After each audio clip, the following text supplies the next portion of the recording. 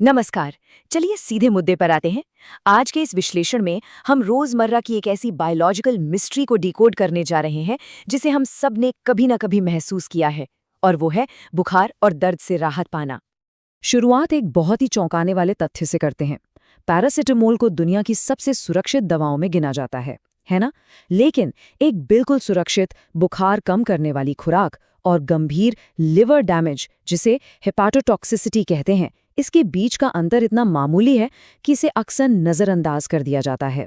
आज हमें इसी खतरे की गहराई को समझना है।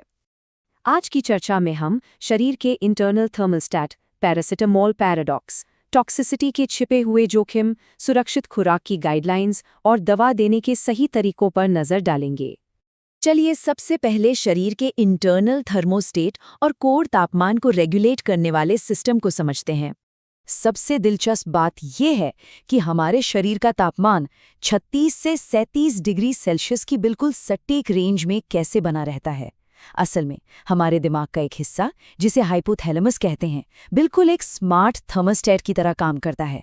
ये स्किन और खून से सिग्नल लेता है और इस बात का पूरा ध्यान रखता है कि शरीर का तापमान इस बेहद टाइट रेंज से बाहर न जाए। ये वाकई एक बेहतरीन सिस्टम है। लेकिन शरीर का तापमान मेंटेन करना कोई आसान काम नहीं है। ये लगातार चलने वाला एक बैलेंसिंग एक्ट है। एक तरफ शरीर की कोशिकाएं मेटाबॉलिज्म के जरिए लगातार गर्मी पैदा कर रही हैं और ठीक उसी समय दूसरी तरफ शरीर खून की नलियों को फैलाकर और पसीना निकालकर उस गर्मी को बाहर भी निकाल रहा है। यही वो नाजुक बैलेंस है जो शरीर को एकदम स्वस्थ रखता है। खैर, जब कोई इन्फेक्शन होता है तो पूरी कहानी बदल जाती है। साइटोकाइन्स नाम के केमिकल्स इस हाइपोथैलेमस के सेट पॉइंट को ऊपर खिसका देते हैं और इसीलिए बुखार को दुनिया भर में संक्रमण की पहचान माना जाता है। यानी बुखार अपने आप में कोई बीमारी नहीं है, ये बस दिमाग के सेट पॉइंट बदलने का एक बायोलॉजिकल नतीजा भर है। अब आते हैं दूसरे अहम हिस्से पर, पैरासिटामोल पैराडॉक्स। सुरक्षित राहत से लेकर लिवर टॉक्सिसिटी तक का सफर कैसे तय होता है? यहाँ सबसे क्रूशियल पॉइंट ये है कि पैरासिटामोल अपने आप में खतरनाक नहीं है, बिल्कुल नहीं। असली खतरा है NAPQI, NAPQI। जब शरीर पैरासिटामोल को तोड़ता है तो ये टॉक्सिक बाय प्रोडक्ट बनता है और जानलेवा लिवर डैमेज पूरी तरह से इसी NAPQI की वजह से होता है। तो आगे बढ़ते हुए बात करते हैं टॉक्सिसिटी के छिपे हुए जोखमों की।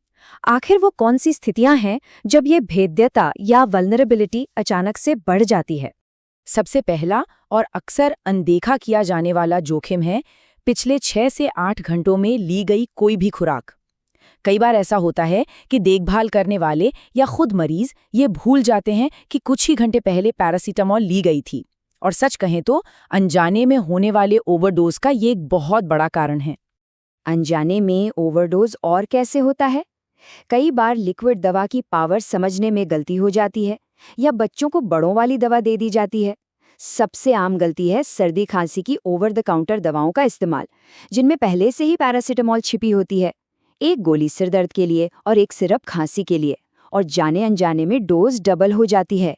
ये रोजमर्रा के जीवन का एक बहुत ही छिपा हुआ खतरा है। एक और बड़ा जोखिम है शरीर का भारी फिजियोलॉजिकल स्ट्रेस में होना। अगर कोई लंबे समय से भूखा है, क्रॉनिक कुपोषण का शिकार है या उसे लगातार उल्टियां हो रही हैं, तो लिवर की दवाओं को सुरक्षित रूप से प्रोसेस करने की क्षमता काफ़ी कम हो जाती है। ऐसे में लिवर खुद को उस टॉक्सिक NAPQI से बचा नहीं पाता। इसके अलावा भी कई रिस्क फैक्टर्स हैं, जैसे अगर शरीर का वजन 50 किलो से कम है, बुजुर्गों में शारीरिक कमजोरी है, सिस्टमिक सेप्सिस या गंभीर बुखार है, या फिर कोई लंबे समय से कुछ खास दवाइयां ले रहा है जिससे ग्लूटाथायोन की कमी हो जाए। इन सभी स्थितियों में एक कंजर्वेटिव और सुरक्षित अप्रोच रखना बहुत ही सख्ती से जरूरी हो जाता है, क्योंकि शरीर का डिफेंस मैकेनिज्म पहले से ही कमजोर होता है। तो अब सवाल उठता है कि सुरक्षित खुराक की गाइडलाइंस क्या हैं? इनकी एब्सोल्यूट मैथमेटिकल लिमिट्स क्या कहती हैं? 4 ग्राम, ये 50 किलोग्राम या उससे ज्यादा वजन वाले वयस्कों के लिए 24 घंटे की एब्सोल्यूट मैक्सिमम लिमिट है। ये वो लक्ष्मण रेखा है जिसे किसी भी हाल में पार नहीं करना चाहिए। लेकिन रुकिए, अगर वजन 50 किलोग्राम से कम है या कोई गंभीर रिस्क फैक्टर मौजूद है तो ये लिमिट सीधे घटकर सिर्फ 3 ग्राम रह जाती है।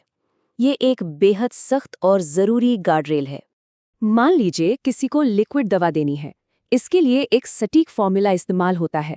पहले 15 मिलीग्राम को 45 किलो वजन से गुणा करके 675 मिलीग्राम की बेस डोज निकाली जाती है। फिर दवा की लिक्विड स्ट्रेंथ देखी जाती है, जैसे 48 मिलीग्राम प्रति मिलीलीटर। जब कुल मिलीग्राम को स्ट्रेंथ से भाग देते हैं तो इस गणित का नतीजा एक बिल्कुल साफ क्लिनिकल गाइड के रूप में सामने आता है। 14 मिलीलीटर प्रति खुराक, एकदम सुरक्षित और सटीक। अब आते हैं अपने आखिरी पड़ाव पर, एडमिनिस्ट्रेशन के लिए सर्वोत्तम अभ्यास और फाइनल सेफ्टी चेक। मेडिकल भाषा में इसे राइट्स ऑफ एडमिनिस्ट्रेशन चेकलिस्ट कहा जाता है। ये 5 क्रिटिकल चेक्स हैं। हेल्थ केयर वर्कर्स हर एक डोज से पहले ये पक्का करते हैं कि मरीज सही हो, कोई डुप्लीकेट दवा ना हो, खुराक वजन के हिसाब से सही हो, दवा देने का मार्ग या रूट सही हो, और सबसे महत्वपूर्ण, पुरानी खुराक के बाद सही समय का गैप रखा गया हो। यही चेकलिस्ट परफेक्ट डोजिंग की गारंटी देती है। और यहाँ एक बहुत ही महत्वपूर्ण बात है, क्लिनिशियन और मरीज दोनों को अगर दवा की सुरक्षा या डुप्लीकेट ऑर्डर को लेकर थोड़ा सा भी शक है तो उन्हें उस दवा को रोकने या मना करने का पूरा अधिकार है। ये नियम सुरक्षा का सबसे बड़ा हथियार है। तो अंत में एक बहुत ही रोचक सवाल।